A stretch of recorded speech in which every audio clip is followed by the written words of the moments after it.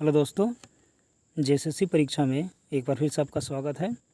तो आज हम लोग हिंदी व्याकरण के दूसरे पार्ट के बारे में यानी कि मैराथन नंबर 11 के बारे में पढ़ने वाले हैं। आज हम लोग इस वीडियो में हिंदी व्याकरण के क्रिया विशेषण, समास, कारक, मुहावरे और लोकोक्तियाँ जैसे टॉपिक के बारे में पढ़ने वाले हैं तथा उनसे संबंधित मोस्ट इम्पोर्टेंट MCQ भी सॉल्व करने वाले हैं।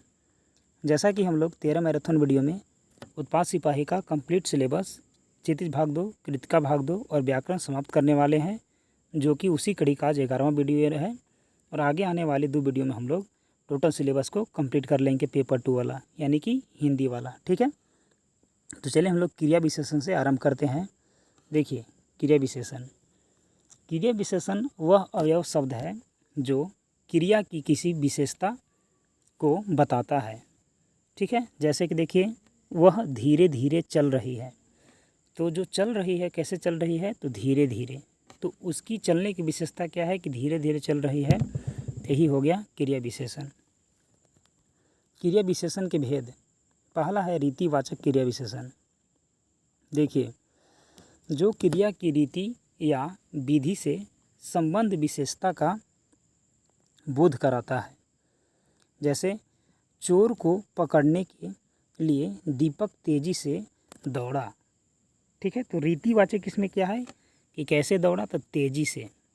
तो यही है आपका रीतिवाचक। ठीक है, आगे है इसके बाद कि परिणामवाचक क्रिया विशेषण। जो क्रिया विशेषण के परिणाम या मात्रा के संबंध विशेषता का बोध कराता है। जैसे मैं बहुत थक गया हूँ। तो देखिए, बहुत क्या है, यह एक मात्रा है। ठीक है, मैं थोड़ा चला ही था कि रिक्शा आ गया। तो थोड़ा क्या है, मात्रा को बता रहा है। वह उतना ही खाता है जितना कि डॉक्टर ने बताया था। तो ये सब क्या है, मात्रा से संबंधित है। आगे है कालवाचक क्रिया विशेषण। तो जो क्रिया के काल से संबंध विशेषता का बोध कराता है। ठीक है, संबंध विशेषता का इसमें बोध होगा, वो हो गया कालवाचक। देखिए, काल बिंदुवाचक क्या है कि आज, कल, अब, जब, अभी, कभी, प्रातः, साय, ये सब क्या है, काल बिंदुवाचक है। और अवधिवाचक में हो जाएगा आजकल, सदैव, नित्य, दिन भर, लगातार। और बारंबारतावाचक में हो जाएगा रोज, बहुधा, प्रतिदिन, हर बार। ठीक है, ये सब कालवाचक के विभेद थे। ठीक है, आगे है स्थानवाचक क्रिया विशेषण। जो क्रिया के स्थान से संबंध विशेषता का बोध कराता है। ठीक है, मतलब स्थान से जो बोध कराता है, जिसमें स्थितिवाचक क्रिया विशेषण हो जाएगा। जैसे भीतर, बाहर, आगे, पीछे, यहाँ, वहाँ, सर्वत्र, ऊपर, नीचे, पास, दूर या आर पार। और एक है दिशावाचक, बाएं, दाहिने, इधर उधर या की ओर। ठीक है, अब हम लोग क्रिया विशेषण से संबंधित क्वेश्चन को पढ़ने वाले हैं, तो इस टॉपिक को समझने में और भी आसानी होगी। देखिए, यहाँ पास प्रश्न है कि विशेषण के कितने भेद हैं। ठीक है, विशेषण के कितने भेद हैं, तो 4 भेद हैं। ठीक है, निम्नलिखित में से विशेषण चुनना है। निम्नलिखित में से क्या चुनना है, विशेषण चुनना है कि कौन सा है जो विशेषण है। ठीक है, वह है यहाँ पास थोड़ा। ठीक है, क्या है, थोड़ा है। यहाँ पास क्रिया विशेषण की बात की जाए, चलिए आगे है कि निम्नलिखित शब्दों में से कौन सा शब्द जो है वो विशेषण है। ठीक है, कौन सा जो शब्द है वो विशेषण है, तो सच्चा है। आगे है कि निम्नलिखित वाक्यों में मोटा शब्द विशेषण है, उसका भेद छाटिए। कि कुछ बच्चे कक्षा में शोर मचा रहे थे। कुछ बच्चे कक्षा में शोर मचा रहे थे, तो कुछ जो है वो क्या है। ठीक है, तो कुछ जो है वो अनिश्चित संख्यावाचक विशेषण है। क्या है, अनिश्चित संख्यावाचक विशेषण है। आगे है कि आलस्य शब्द का विशेषण क्या है। आलस्य शब्द का विशेषण जो है वो क्या है, तो आलसी। क्या है, आलसी।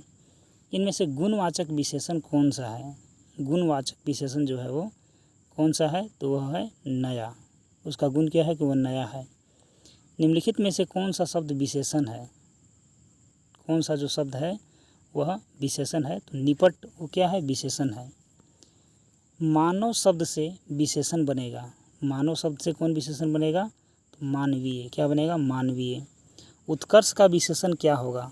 उत्कर्ष का जो विशेषण है वो क्या होगा? उत्कृष्ट। क्या होगा? उत्कृष्ट। अदर शब्द से विशेषण बनेगा। आदर शब्द से विशेषण जो है वो कौन सा विशेषण बनेगा? तो आदरणीय। संस्कृति का विशेषण है, संस्कृति का विशेषण जो है वो क्या हो जाएगा? तो सांस्कृतिक। पशु शब्द का विशेषण क्या है? ठीक है, तो पशु को हो जाएगा पाश्विक। और निम्नलिखित में से कौन सा शब्द विशेषण है? ठीक है, तो कौन सा शब्द विशेषण है? फुफेरा जो है वो विशेषण है। आगे है हमारा आज का अगला टॉपिक जो कि है समास। ठीक है, देखिए, दो पदों के मेल से जो विकार उत्पन्न होता है उसे समास कहते हैं। जब दो या दो से अधिक शब्द अपने परसर्गों मतलब कारक चिन्ह या विभक्ति चिन्ह को छोड़कर आपस में मिल जाते हैं और नए शब्द बनाते हैं, यही क्या है? यही नए शब्द जो है वो क्या कहलाता है? समास कहलाता है। जैसे नीलकमल, तो नीले रंग की कमल क्या हो जाएगी? नीलकमल हो जाएगी। हिमालय, ठीक है, हिम का आलय मतलब हिम से बना आलय क्या हो जाएगी? हिमालय हो जाएगी। आगे है कि ऊपर के उदाहरण में हिमालय और नीलकमल दोनों ही शब्द समासिक पद कहे जाएंगे। समासिक पद का अर्थ है कि समास वाला वह शब्द जो विभक्ति छोड़कर बना है। नीले रंग की कमल के स्थान पर केवल नीलकमल कह देना समास है, या हिम से बने घर के लिए हिमालय कह देना समास है। संक्षेप में समास का अर्थ नज़दीक रखना या पास रखना समझा जा सकता है। उदाहरण के लिए राजा का महल कहने की जगह हम उसका प्रयोग राजमहल की तरह कर देते हैं। इस प्रकार वह समासिक पद बन जाता है और बीच की विभक्तियों का लोप हो जाता है। संधि की ही तरह समास में शब्द के दो भाग आपस में जुड़े रहते हैं। समास में इसे पूर्व पद या उत्तर पद कहा जाता है। बताया जा चुका है कि वाक्य में प्रयोग में आ गए शब्द पद कहलाते हैं। देखिए, विग्रह और विच्छेद क्या होते हैं? तो समास में जब दिए गए शब्द का अर्थ बताया जाता है तो उसे विग्रह कहते हैं, लेकिन संधि में दिए शब्द की संधि को अलग करके दिखाने की क्रिया संधि विच्छेद कहलाती है। ठीक है, आगे है समास भेद। देखिए, समास के मुख्य रूप से 6 भेद होते हैं। पहला अव्ययी भाव समास, दूसरा तत्पुरुष समास, तीसरा कर्मधारय समास, चौथा द्विगु समास, पांचवा द्वंद्व समास और छठा बहुव्रीहि समास। देखिए, अव्ययी भाव समास क्या होता है? वह समास जिसका पहला पद अव्यय हो उसे अव्ययी भाव समास कहते हैं। अव्ययी भाव समास वाले समस्त पद में पहला पद अव्यय होता है। ठीक है, उसमें क्या होता है? पहला पद जो होता है वो अव्यय होता है। जैसे प्रतिदिन यानी कि दिन दिन माने हर एक दिन, भरपेट माने पेट भर के, यथाशक्ति माने शक्ति के अनुसार, बिना ब्याह माने बिना ब्याह के, या अविनाश माने विनाश के बिना। मतलब देखिए, इसमें क्या प्रति, भर, यथा, बिन, अ या अन या भर ये सब लगा रहता है। ठीक है, तब वो सब हो जाएगा अव्ययी भाव समास। देखिए, उदाहरण के लिए यहाँ पास है कि प्रति, यथा, भर, बिन, अ आदि क्या है? सब अव्यय हैं। अव्ययी भाव के तहत वैसे उदाहरण भी देखने को मिलते हैं जो भले ही पूर्ण रूप हैं लेकिन उनका प्रयोग अव्ययी भाव की तरह होता है। जैसे रातों रात मतलब रात ही रात में, बातों बात माने बात ही बात में, गली गली माने हर गली, और घर घर माने प्रत्येक घर। ठीक है, चलिए आगे बढ़ते हैं। आगे है इसके बाद तत्पुरुष समास। देखिए, जिस समास में दो पदों के बीच की विभक्तियाँ ने, को, का, से, में पर लुप्त हो जाती है, या जिस समास का पिछला पद प्रधान हो उसे तत्पुरुष समास कहते हैं। या तो बीच में सब छुपा रहेगा या पिछला पद प्रधान रहेगा। जैसे गंगा जल मतलब गंगा का जल, तो यहाँ बीच में का छुपा हुआ था। ठीक है, और दूसरा पद क्या था? प्रधान था जल। या देश निकाला माने देश से निकाला, ठीक है, से छिपा हुआ था। दूध मक्खी मतलब दूध में मक्खी, विद्यालय माने विद्या का आलय, या हस्तलिखित माने हस्त से लिखित, और शोक संपत्त तो क्या हो जाएगा, शोक में संतप्त। देखिए आगे है कि तत्पुरुष समास के भेद भी कारक के चिन्ह के आधार पर किए जाते हैं। जैसे हस्तगत माने हस्त को गत माने को के कारण कर्म तत्पुरुष, या दूध मक्खी, यहाँ पास दूध में मक्खी यानी कि अधिकरण में, अधिकरण क्या बोलता है, में, ठीक है। उसी प्रकार यहाँ पास कर्म था तो कर्म को बोलता है। पाप मुक्त माने पाप से मुक्त माने अपादान से, इसमें हो जाएगा अपादान से। पाठशाला माने पाठ के लिए शाला, तो संप्रदान के लिए बोलते हैं ना, उसी का प्रयोग यहाँ पास है। तीसरा है आगे कर्मधारय समास। देखिए जिस समास में विशेषण विशेष से या उपमेय उपमान का संबंध हो उसे कर्मधारय समास कहते हैं। कुछ विद्वान इसे तत्पुरुष समास का ही भेद मानते हैं, इसलिए कुछ व्याकरण पुस्तकों समास के 4 भेद ही बताए गए हैं और तत्पुरुष के अंतर्गत उसके 2 भेदों के कर्मधारय को बताया गया है। लेकिन ज़्यादातर विद्वानों का मानना है कि इसे स्वतंत्र भेद के रूप में ही लिखा जाना चाहिए। जैसे दही बाड़ा माने दही में डूबा हुआ बाड़ा क्या है, कर्मधारय है। पकौड़ी माने पकी हुई बड़ी, या रसगुल्ला माने रस में डूबा हुआ गोला, या नील कमल माने नीले रंग का कमल, या पीताम्बर माने पीले रंग का अंबर, ठीक है। देखिए इसमें क्या है कि इन उदाहरणों में एक पद विशेषण रहता है और दूसरा पद क्या रहता है, विशेष से रहता है, ठीक है। जैसे कि देखिए यहाँ पास कमल क्या है, विशेष से है, और नीला उसकी विशेषता है, तो विशेषण क्या हो गया, नीला, और ये हो गया विशेष से, ठीक है। अर्थात एक पद दूसरे पद की विशेषता बता रहा है। कैसा बड़ा पूछने से उत्तर मिलेगा, कैसा लगाएंगे तो उसमें उत्तर मिलेगा, तो हो जाएगा कैसा, वो हो जाएगा आपका यहाँ पास कर्मधारय हो जाएगा, ठीक है।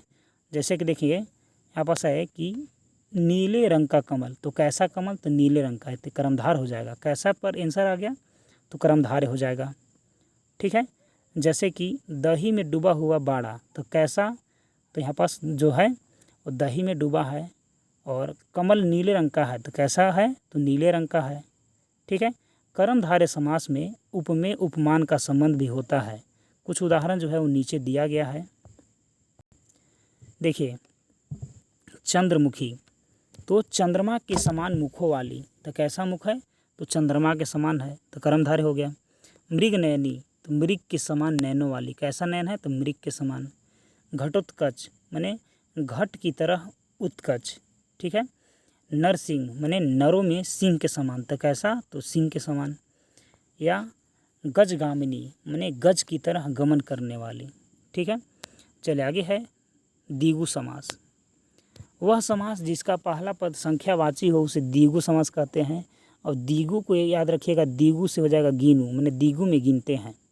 जैसे कि द्विवेदी माने 2 वेदों का समूह, 3 पहिया माने 3 पहियों का समाहार, 4 पाई माने 4 पाइयों का समूह, पंचामृत माने 5 अमृतों का समूह, षष्ठकोण माने 6 कोणों का समूह, षष्ठ कोणों का समूह, या सप्तऋषि 7 ऋषियों का समाहार, अष्टावक्र माने 8 वक्रों वाला, नवरत्न माने 9 रत्नों का समूह, दशानन माने 10 सिरों वाला। आगे है द्वंद्व समास, ठीक है। द्वंद्व में योजक चिन्ह रहेगा या और रहेगा। वह समास जिसके दोनों पद प्रधान हो उसे द्वंद्व समास कहते हैं। इसको पहचानने के लिए बीच में माइनस जैसा योजक चिन्ह देखेंगे, या इसमें और उपयोग होगा, माने राम लखन, राम और लखन, धोती कुर्ता, धोती और कुर्ता, राधा कृष्ण, राधा और कृष्ण, इधर उधर, इधर और उधर, रात दिन, रात और दिन, राजा रानी, राजा और रानी, चराचर माने चर और अचर, ठीक है। और धर्माधर्म माने धर्म और अधर्म, सुबह शाम, सुबह और शाम, 10-12, 10 और 12, स्वर्ग नरक, स्वर्ग और नरक। आगे है बहुव्रीहि समास। देखिए वह समास जिसमें बहुत सारे पद मिलकर किसी विशेष के बारे में बताए उसे बहुव्रीहि समास कहते हैं। जैसे पवन सूत, ठीक है। और इसमें ज़्यादा इस बहुव्रीहि में देवता या राक्षस वगैरह का ज़्यादा आता है, ठीक है। देखिए पवन सूत माने पवन के सूत जो है, तो क्या है, तीसरे पद के लिए यहाँ पास विशेषता बता रही है, ठीक है, यानी कि महावीर।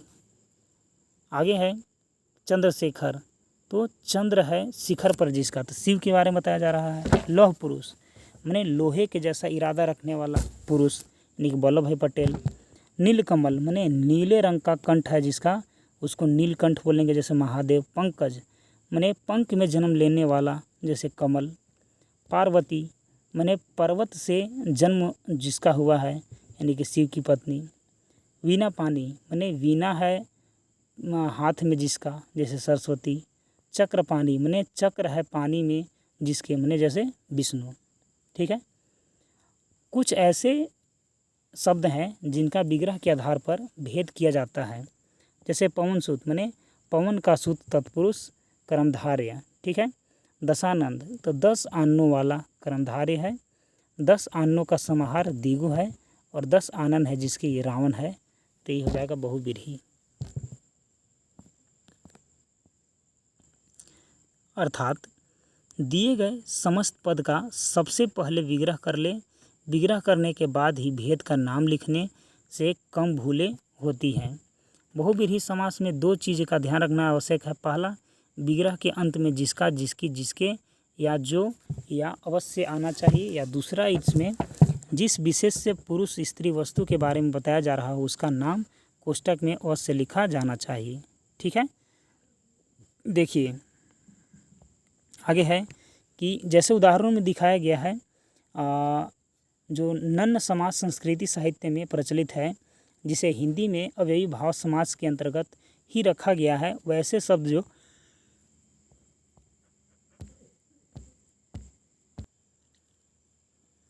नकारात्मक अर्थ देते हैं, ठीक है, उन्हें नन्य समास के अंतर्गत लिया गया है। जैसे अविराम तो विराम के बिना। अछत माने जिसका छत न हो। अजय माने जिस पर जय न की जाए। अजय माने जिसको जीता ना जा सके। अमर जिसके मृत्यु न हो। बेनाम माने नाम के बिना। लावारिस जो किसी की वारिस न हो। बेशर्म जो सब शर्म से हीन हो। बेहया जो हया के बिना है। बेवकूफ़ माने वकूफ़ के बिना। अंधिकार माने अधिकार के बिना। अनसुना माने बिना सुने हुए। अनसुलझा माने बिना सुलझे हुए। बेदाग माने दाग के बिना। बेवफा माने वफा के बिना। बेआबरू माने इज्जत के बिना। अस्ते माने चोरी के बिना। अमित जो मित न हो। अनचाहा माने जिसकी चाहत न की गई हो। अब हम लोग इस टॉपिक से संबंधित महत्वपूर्ण MCQ देखेंगे। देखिए पहला प्रश्न है कि निम्नलिखित शब्दों में से नग्न तत्पुरुष समास कौन सा है, ठीक है, तो वह है अभाव। आगे है कि जिस समास के पूर्व एवं उत्तर दोनों ही पद क्या हो, प्रधान हो, उसे क्या कहेंगे, ठीक है, तो उसे बोलेंगे द्वंद्व समास। आगे है कि सदगति में समास होगा। सदगति में कौन सा समास होगा, कर्मधारय समास होगा। शोकाकुल में समास बताना है कि कौन सा समास हो जाएगा, तत्पुरुष समास हो जाएगा। अकाल पीड़ित में कौन सा समास है, ठीक है, तो अकाल पीड़ित में हो जाएगा आपका तत्पुरुष। युधिष्ठिर में कौन सा समास है, तो युधिष्ठिर में आपका अलुक समास है, ठीक है। युद्ध में जो स्थिर है, तो युद्ध में स्थिर यानी कि इसमें तत्पुरुष हो जाएगा, ठीक है। चलिए आगे है कि चक्रपाणी दर्शनार्थ में मान्य समास कौन सा हो जाएगा, तो हो जाएगा आपका अव्ययी भाव। कष्टपन शब्द में कौन सा समास हो जाएगा, ठीक है, तो इसमें कौन सा समास हो जाएगा तत्पुरुष। आगे है चंद्रकांति। चंद्रकांति में कौन सा समास हो जाएगा, तो कर्मधारय। कठपुतली में कौन सा समास हो जाएगा, तो हो जाएगा संबंध तत्पुरुष यानी कि तत्पुरुष हो जाएगा। निम्नलिखित में से द्वंद्व समास का शब्द है। द्वंद्व समास का शब्द जो है वो कौन है, तो आजकल, आज और कल, ये है द्वंद्व समास का। आगे है कि पर्णकुटी शब्द का समास है। पर्णकुटी में तो तत्पुरुष है। निम्नलिखित में से यथाविधि का सही समास बताना है कि यथाविधि का सही समास क्या है, अव्ययी भाव है। अनुरूप में कौन सा समास है, अनुरूप में कौन सा समास है, तो अव्ययी भाव है। ध्यान मग्न में कौन सा समास है, ध्यान मग्न में कौन सा समास है, तत्पुरुष माने ध्यान में मग्न। आगे है नीलकमल, ठीक है, कैसा है कमल, तो नीला है कमल। तो नील कमल में कौन सा हो जाएगा, वो हो जाएगा आपका कर्मधारय हो जाएगा। चलिए आगे है इसके बाद की निम्नलिखित में से किस शब्द में द्वंद्व समास है, किस शब्द में जो है द्वंद्व समास है, तो दघी घृतम में द्वंद्व समास है। आगे है इसके बाद कि चक्रपाणी में कैसा समास है, तो बहुव्रीहि है। नीलकमल में कौन सा समास है, तो नीलकमल में आपका नीलकमल में बताना है, तो नीलकमल में कर्मधारय है। आगे है कि जिस समास में उत्तर पद के अर्थ की प्रधानता होती है उसे क्या कहते हैं, ठीक है, तो उसे बोलते हैं आपको तत्पुरुष। निम्नलिखित युगों में से एक समास की दृष्टि से अशुद्ध है, समास की दृष्टि से बताना है कि कौन जो है अशुद्ध है, वो है चाल चलन अव्ययी भाव, ये जो है वो गलत है, ठीक है। आगे है कि पतझड़ में कौन सा समास है, पतझड़ में कौन सा समास है, तो बहुव्रीहि समास है। आगे है रातों रात में कौन सा समास है, रातों रात में कौन सा समास है, तो आपका है यही अव्ययी भाव समास। आगे है कि कुपमम डूक में कौन सा समास की योजना है, ठीक है, तो इसमें बहुव्रीहि है। आगे है मुंह तोड़ शब्द में समास बताना है कि मुंह तोड़ शब्द में कौन सा समास है, तो तत्पुरुष है। रसोई घर का समास विग्रह है, रसोई घर का समास विग्रह क्या है, रसोई के लिए घर। क्रिया का आधार सूचित करने वाला कारक है, ठीक है, तो वो कारक कौन है, अधिकरण कारक, क्या है, अधिकरण कारक। आगे है कि नीलोत्पल शब्द में समास है, नीलोत्पल शब्द में कौन सा जो है वह समास है, तो नीलोत्पल में आपका कर्मधारय है। आगे है कि मनमाना में कौन सा समास है, मनमाना में कौन सा समास है, तो मनमाना में अव्ययी भाव है। आगे है कतर व्योंत में कौन सा समास है, कतर व्योंत में कौन सा समास है, द्वंद्व है। कमल नयन में कौन सा समास है, कमल नयन में कौन सा समास है, बहुव्रीहि है। हानि लाभ में कौन सा समास है, हानि लाभ में बताना है कि हानि लाभ में जो समास है वह कौन सा समास है, तो है इनमें से कोई नहीं, क्योंकि ये द्वंद्व समास है। आगे है जय पराजय में कौन सा समास है, जय पराजय में कौन सा समास है, तो आपका है यह द्वंद्व समास है। पंचवटी में कौन सा समास है, द्विगु समास है। तिरंगा में कौन सा समास है, तो तिरंगा में भी द्विगु समास है। लंबोदर में कौन सा समास है, तो लंबोदर में बहुव्रीहि समास है। कौन समास है, लंबोदर में कौन समास है, तो लंबोदर में बहुव्रीहि समास है। द्विगु समास का उदाहरण बताना है, द्विगु समास का हो जाएगा त्रिभुवन। अनायास में कौन सा समास है, तो अव्ययी भाव हो जाएगा। आगे है इसके बाद कि गौशाला, गौशाला में कौन सा समास है, ठीक है, गौशाला में बताना है कि कौन सा समास हो जाएगा, तो हो जाएगा आपका तत्पुरुष। आगे है नवग्रह में कौन सा समास हो जाएगा, द्विगु समास। विद्यार्थी में कौन सा समास हो जाएगा, तो हो जाएगा आपका तत्पुरुष। समदर्शी में कौन सा समास हो जाएगा, तो वो हो जाएगा आपका द्विगु समास। यथारुचि में कौन सा समास हो जाएगा, तो यथारुचि में आपका हो जाएगा अव्ययी भाव समास। आगे है कि निम्नलिखित में से कौन सा तत्पुरुष समास का उदाहरण नहीं है, तत्पुरुष समास का उदाहरण नहीं है, तो आजन्म। आगे है अनुदिनम में कौन सा समास है, अनुदिनम में कौन सा समास है, अव्ययी भाव। पीताम्बर में कौन सा समास है, ठीक है, तो इसमें जो समास है वो है बहुव्रीहि समास। यथाशक्ति में कौन सा समास है, तो वह है अव्ययी भाव समास।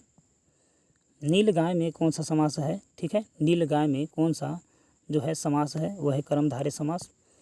पर्णकुटी शब्द में कौन सा समास है, तो तत्पुरुष समास। उपकुल में कौन सा समास है, उपकुल में आपका अव्ययी भाव समास है। समास का शाब्दिक अर्थ बताना है कि समास का शाब्दिक अर्थ क्या होता है, संक्षिप्त होता है। निम्न में तत्पुरुष समास का उदाहरण बताना है कि तत्पुरुष समास का उदाहरण क्या हो जाएगा, आत्मनिर्भर। निम्नलिखित में से द्विगु समास का उदाहरण बताना है कि द्विगु समास का जो उदाहरण है वो क्या हो जाएगा, वो हो जाएगा आपका त्रिभुवन।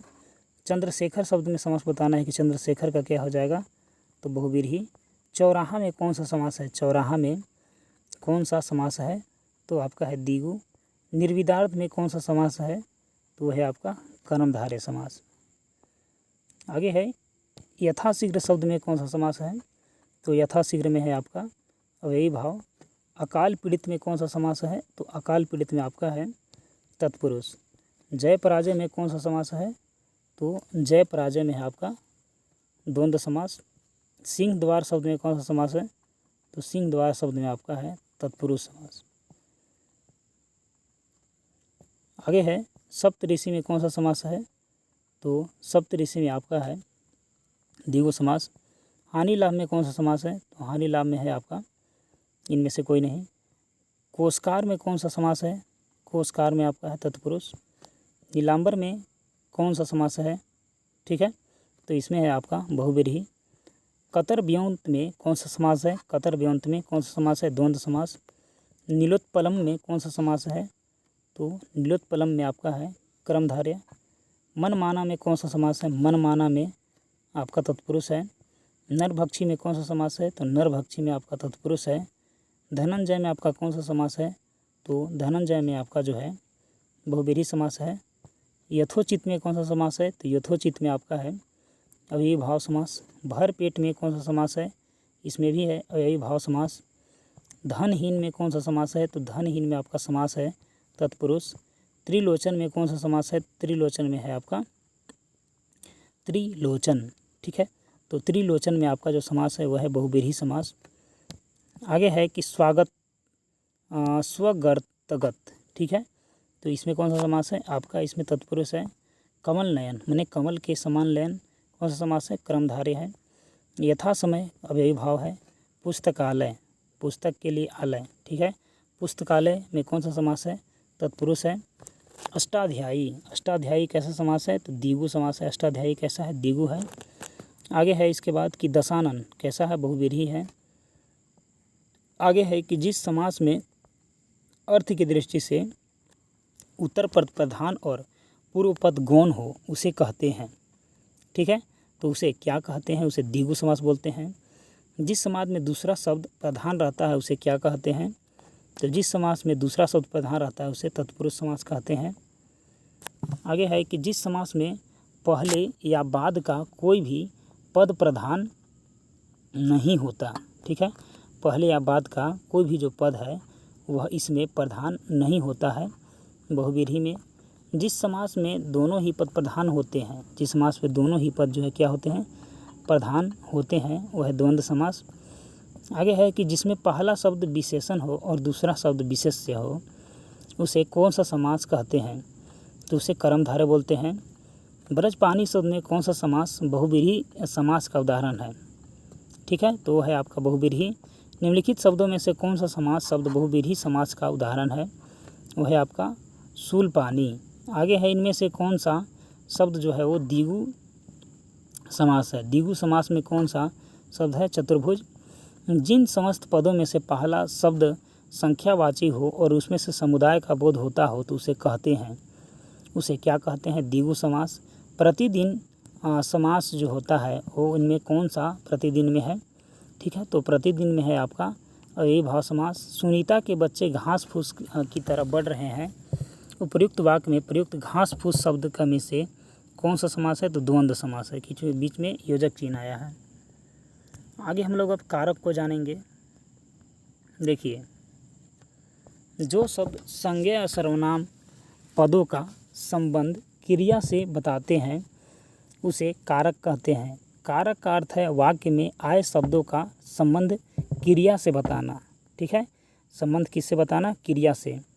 जैसे मैंने पुस्तक पढ़ी, या संजय ने पिता को बुलाया, या कमल ने अपने भाई के लिए धोती खरीदी, या राम ने सीता के लिए रावण को मामा मारीची को बाण से मारा, या राजू ने अपने बड़े भाई को किताबें दी, या इन सभी वाक्यों में ने, को, के लिए जैसे शब्द का प्रयोग है जो कि क्या है, कारक है, ठीक है।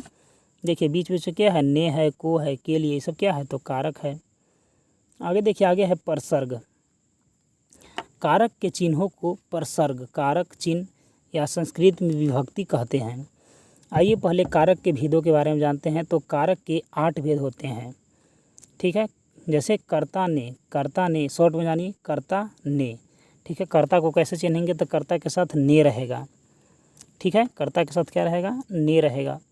लेकिन कई बार जो है ना कि ने नहीं रहता है, तो इसलिए यदि शक हो तो कर्ता कारक है या नहीं, तो मन में सवाल पूछेंगे कि कार्य किसने किया, ठीक है। तो कार्य हमेशा जो है वो कर्ता करता है, तो जवाब मिल जाता है कि यह कर्ता कारक है या नहीं है, ठीक है। तो उस कंडीशन में कर्ता ने लगाएंगे। जैसे आगे इसके बाद कर्म को क्या लगाएंगे, कर्म रहेगा तो वहाँ को लगाएंगे, क्या रहेगा, कर्म लगाएंगे तो को से देखेंगे उसमें कर्म पता चल जाएगा। यानी कि राम ने हिरण को मारा तो कर्म को, तो इसमें को रहेगा, यानी कि हिरण क्या है, कर्म है। ठीक है, तो इसको पहचानने का क्या है कि को रहेगा उसमें, कर्म को, कर्ता ने कर्म को। ठीक है, चलिए आगे है कि करण। ठीक है, तो कर्ता ने कर्म को करण से रहेगा, इसमें कैसे चिन्हेंगे, इसमें से रहेगा तो वहाँ से हम लोग छीन लेंगे। जैसे मैं स्कूटर से आऊँगा तो से क्या है, करण है। वे लोग बस से आएंगे तो से क्या है, करण है। तुम कलम से लिखो तो से क्या है, करण है। तो कर्ता ने कर्म को करण से। संप्रदान के लिए, संप्रदान के लिए, संप्रदान जहाँ जहाँ आएगा वहाँ कहाँ रहेगा, के लिए रहेगा। जैसे देखिए मैंने पिता के लिए घड़ी खरीदी या पिता ने मेरे लिए मिठाई खरीदी, ये सब क्या है, के लिए। कर्ता ने कर्म को करण से संप्रदान के लिए, संप्रदान के लिए। रिपीट करते जाइए, कर्ता ने कर्म को करण से संप्रदान के लिए। आपादान से, आपादान से, आपादान का मतलब होता है कि आपादान से माने अलग होने का सेंस जहाँ होगा वहाँ आपादान से होगा। जैसे देखिए कि मैं घर से विद्यालय जा रहा हूँ, माने मैं घर से अलग होकर के विद्यालय जा रहा हूँ, तो आपादान से।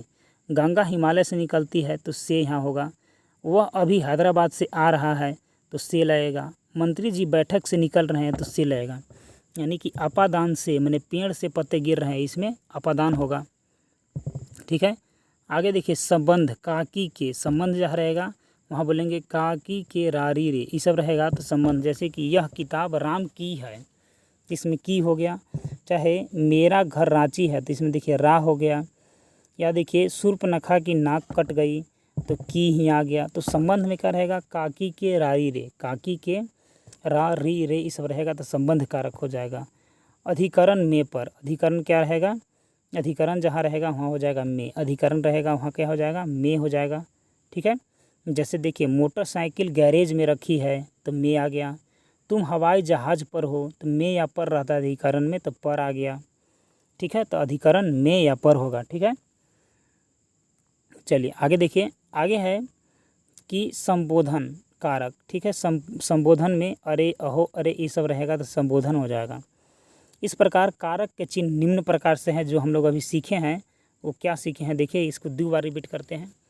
कर्ता ने कर्म को करण से, तो मैंने साथ होने के प्रसंग में, और संप्रदान के लिए का और को, आपादान से, तो आपादान मैंने अलग होने के सेंस में, संबंध में काकी के रारी रे, अधिकरण में पर, और संबोधन में हे अरे अहो।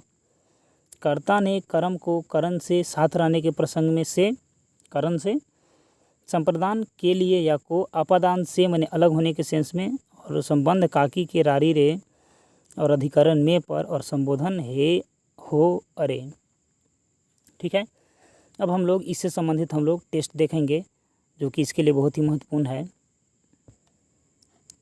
पहला नंबर का क्वेश्चन है कि राम ने परीक्षा में प्रथम स्थान प्राप्त किया। ठीक है, तो वाक्य में क्रिया है। ठीक है, वाक्य में जो है वो क्रिया बताना है, तो प्राप्त करना। कारक के कितने भेद हैं, तो कारक के 8 भेद हैं। साधुओं की संगति से बुद्धि सुधरती है, इस वाक्य में से किस कारक की विभक्ति है, तो करण से। ठीक है, साथ रहने के कंडीशन में से। किस वाक्य में आपादान कारक है, ठीक है, किस वाक्य में जो है वो आपादान कारक का उपयोग किया गया है, तो हिमालय से गंगा निकलती है, मैंने अलग होने के सेंस में अलग हो रही है, हिमालय से गंगा अलग हो रही है। मेरे घर से आपका घर 5 किलोमीटर दूर है। ठीक है, इसमें घर में कौन सा कारक है, ठीक है, घर में इसमें कौन सा कारक है, तो आपादान से। आगे है कि निम्नलिखित वाक्यों को पढ़िए तथा उसके कारकों को सही भेद पहचानिए। तो हे प्रभु, तो क्या कर रहा है, तो हे प्रभु क्या कर रहा है, संबोधन कर रहा है, संबोधन हो जाएगा। वृक्ष से पत्ते गिरते हैं तो क्या हो जाएगा, आपादान हो जाएगा। वह घर से बाहर गया तो यह क्या हो जाएगा, आपादान हो गया कि बाहर जा रहा है, घर से अलग होने के सेंस है। रमा ने लता को अपनी कलम दे दी। ठीक है, रमा ने लता को अपनी क्या दे दी, कलम दे दी, इसमें क्या हो जाएगा, संप्रदान। ठीक है, संप्रदान काकी के लिए। इन फूलों का रंग बहुत सुहावना है। ठीक है। इसमें का किस कारक का चिन्ह है, इसमें जो का है वो किसका है, तो संबंध का। मैं शाम को आऊँगा, मैं शाम को आऊँगा, को किस कारक का चिन्ह है, को जो है किस कारण का चिन्ह है, तो अधिकरण को, ठीक है, अधिकरण। चलिए आगे है, तो को, मैं शाम को, तो कर्ता ने कर्म को किसका है, तो कर्म का है, ठीक है, अधिकरण का नहीं है, कर्म का है। वह अपने वर्ग में सबसे तेज है, इस वाक्य में जो में है वो किस कारक का है, ठीक है, में जो है वो किस वाक्य का है, तो अधिकरण में, अधिकरण में यानी कि अधिकरण हो जाएगा। आगे है, चार पाई पर भाई साहब बैठे हैं, इस वाक्य में चार पाई किस कारक की है, चार पाई जो है वो किस कारक की है, तो अधिकरण यहाँ पास है। राम ने रावण को अंततः मार डाला, इस वाक्य में को किस कारक का है, तो कर्ता ने कर्म को, किसका, कर्म को। आगे है कि गंगा हिमालय से निकलती है, माने अलग होने के सेंस है, ठीक है, तो अलग होने के सेंस जहाँ रहता है क्या हो जाएगा, अपादान हो जाएगा, क्या हो जाएगा, अपादान हो जाएगा। आगे है कि भूखे को भोजन दो, भूखे को भोजन दो, तो को यहाँ पास किसके लिए आया है, तो को जो है किसके लिए आया है, तो संप्रदान को आया है। निशा रवि से बड़ी है, निशा रवि से क्या है, बड़ी है, इसमें क्या है, संबंध बता रहा है।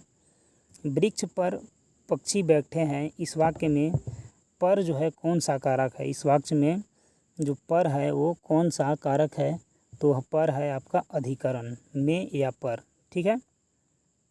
चलिए आगे है मुहावरे और लोकोक्तियाँ। देखिए हम लोग मुहावरे और लोकोक्तियों को जानेंगे, ठीक है।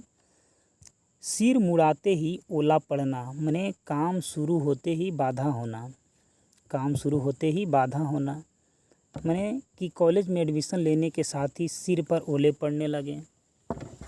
आगे है कि सर आँखों पर होना, माने सबसे ज़्यादा महत्व देना, माने आपका आदेश सर आँखों पर रखना।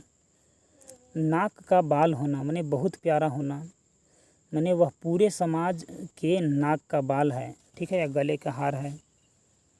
आगे है गले का हार होना, माने बहुत प्यारा होना। परख के मान लेने वाला, ठीक है, तो ये क्या हो जाएगा, परख के मान जो है वो लेने वाला हो जाएगा। रमेश बाबू कान के बिल्कुल कच्चे हैं। आगे है मुंह खाना, माने हार जाना, ठीक है, मुंह की खाना माने हार जाना। दांतों तले उंगली दबाना, माने आश्चर्य में पड़ जाना, आश्चर्य में पड़ जाना। कानों पर जू तक न रेंगना, माने कोई असर न होना, ठीक है। गाल फुलाना, माने रूठ जाना, ठीक है। आगे है इसके बाद कि छाती फूलना, माने गर्व से भर जाना। यह है बाल की खाल निकालना, माने बात को बिना मतलब बढ़ाना। आँखों का पानी मर जाना, बेशरम हो जाना। आँखों में चुभना, माने खटकना। आँखें दिखाना, माने डांटना। आँखें नीची करना, माने शर्मा जाना, ठीक है। आगे है हाथ थामना, माने शादी करना। हाथ का मैल, माने बिल्कुल तुच्छ चीज़ होना। जुबान चलना, माने बहुत बोलना। मुंह में पानी आना, माने लालच आना। छाती पर मुंह दलना, माने बहुत कष्ट देना। दिल दहल जाना, माने भयाक्रांत हो जाना। कमर लचकाना, माने नाचना। कमर टूट जाना, माने गहरा संकट। एड़ी चोटी का जोर लगा, माने पूरा प्रयास करना। तलवे चाटना, माने चमचागिरी करना। रोड़ा होना, माने बाधा होना, ठीक है। चलिए आगे है इसके बाद कि बात का बतंगड़ बनाना, माने किसी को बढ़ाना, किसी बात को बढ़ाना। चांदी का जूता मारना, माने रुपयों का लालच देना। कबाब में हड्डी होना या दाल भात में मुसलचंद होना, माने बाधा होना। टेढ़ी खीर होना, माने बहुत कठिन कार्य। टनबुल जाना, माने मर जाना। लाले पड़ना, माने भारी काम हो जाना। छठी का दूध यान आना, माने कठिन परिस्थिति का सामना होना। आसमान सिर पर उठाना, माने भारी हंगामा करना। अपना उल्लू सीधा करना, माने अपना काम बनाना। चिराग तले अंधेरा, माने बिल्कुल विपरीत। थाली का बैंगन होना, माने सिद्धार्थहीन होना। छक्के छुड़ाना, माने दुर्दशा कर देना। दबे पाँव आना, माने बिल्कुल सावधानी से। रफू चक्कर होना, माने गायब हो जाना। और तूती बोलना, माने धाक होना। धूप में बाल पकना, माने अनुभवी होना। कोरा कागज होना, माने ज्ञानहीन होना। पलटी मारना, माने धोखा देना। पैरों तले ज़मीन खिसक जाना मने होश उड़ जाना। लोहा लेना मने मुकाबला करना। हाथ पीला होना मने शादी होना। पगड़ी उछालना मने इज्जत उछालना। छीछा लेदर करना मने बेमतलब की आलोचना। जले पर नमक छिड़कना मने एक कष्ट पर दूसरा कष्ट। पटरी बैठना मने विचारों से समानता होना। हवाई किले बनाना मने सपने देखना। बाग बाग होना मने बहुत खुश होना। दाल में कुछ काला होना मने संदेह होना। तुरुप का पत्ता होना मने बहुत प्रभावशाली होना। टाए टाए फीस हो जाना मने असफल हो जाना। एक रील हो जाना मने झगड़े की शुरुआत होना। अपने पैर पर कुल्हाड़ी मारना मने अपनी ही क्षति पहुंचाना। गांठ का पूरा होना मने धनी होना। और आगे है कि हवा से बातें करना मने बहुत तेज चलना। सिर चढ़कर बोलना मने बहुत प्रभाव डालना। हाथ को हाथ नहीं सूझना मने गहरा अंधेरा। गागर में सागर मने कम में ही बहुत। खटाई में पड़ना मने लटक जाना। लाल पीना होना मने क्रोधित होना। पाँव जमीन पर न पड़ना मने बहुत ज़्यादा खुश। लिफाफे का मजमून जनाना मने अंदर की बात जानना। ओस चाटना मने बहुत छोटा प्रयास। आगे है कि कोयले में हीरा होना मने महत्वहीन में बहुमूल्य। हाथी के दांत होना मने दिखावा होना। हाथ में दाढ़ी होना मने बहुत तेज होना।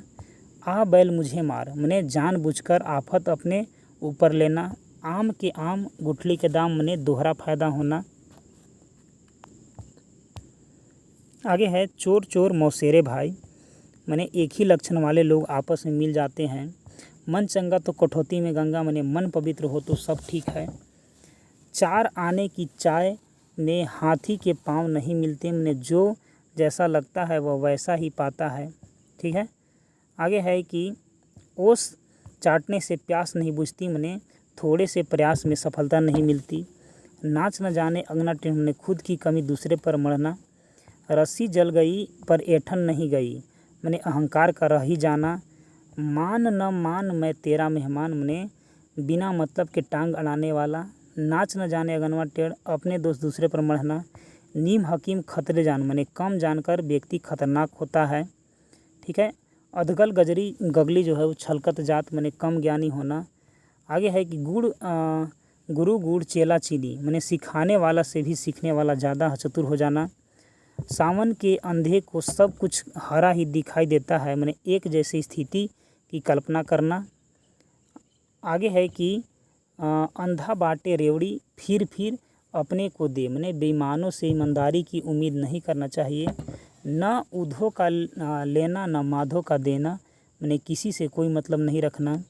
थोथा चने बाजे घना मने कम जानकर लोग ज़्यादा दिखावा करते हैं।